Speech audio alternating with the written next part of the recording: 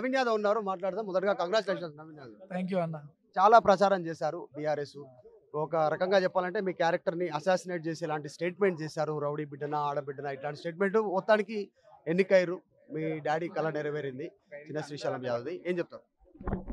మా తల్లిదండ్రుల కళతో పాటు మా ప్రాంతంలో చాలా మంది ప్రజలు కూడా మా నాయకత్వం గురించి ఎదురు చూస్తూ ఉంటే పెద్దలు కాంగ్రెస్ పార్టీ అధిష్టానం, పెద్దలు రేవంత్ అన్న ఆశీస్సులతో మాకు ఈ అవకాశం రావడం, ప్రజాసేవ చేయడానికి అవకాశం రావడం, జనాలు స్వాగతించి వాళ్ళు దాదాపు 25,000 మెజార్టీతో నన్ను ఆ ప్రాంత ప్రజలు నన్ను గెలిపించుకున్నారు.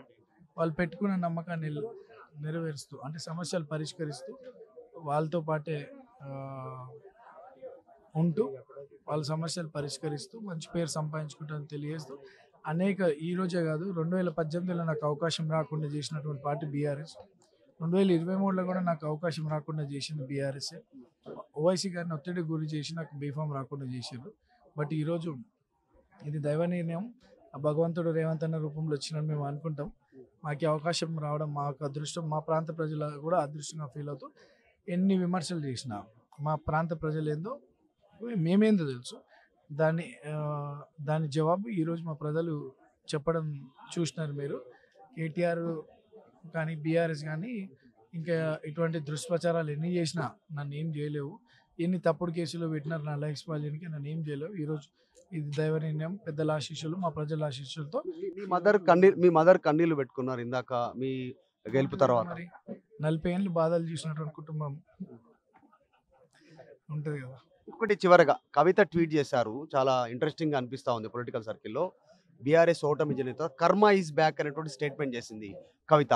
దానిపైన ఏమని చెప్పారు? కరెక్టే. మరి నన్ను వెంబడించి నన్ను అంటే నా విషయానికి జూబ్లీ హిల్స్ విషయానికి వస్తే వాళ్ళకి బాగా తెలుసు నవీన్ యాదవ్ని పొలిటికల్ ఎదగొద్దు అని ఎన్ని రకాలుగా అణిచివేయాలని చూసినారు.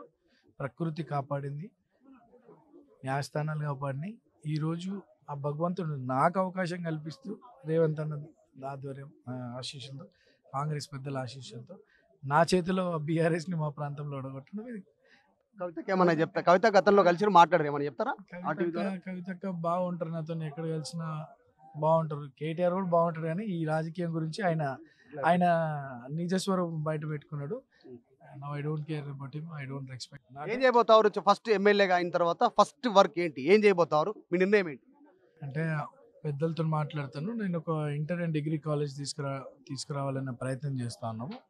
అంటే అపార్ట్ ఫ్రమ్ దట్ చాలా ఈ హై టెన్షన్ లైన్స్ వల్ల కొన్ని 10ల సంఖ్యలో ప్రాణ నష్టం జరిగిన ప్రాంతంలో ఆల్రెడీ అది అండర్ ప్రాసెస్ ఉంది.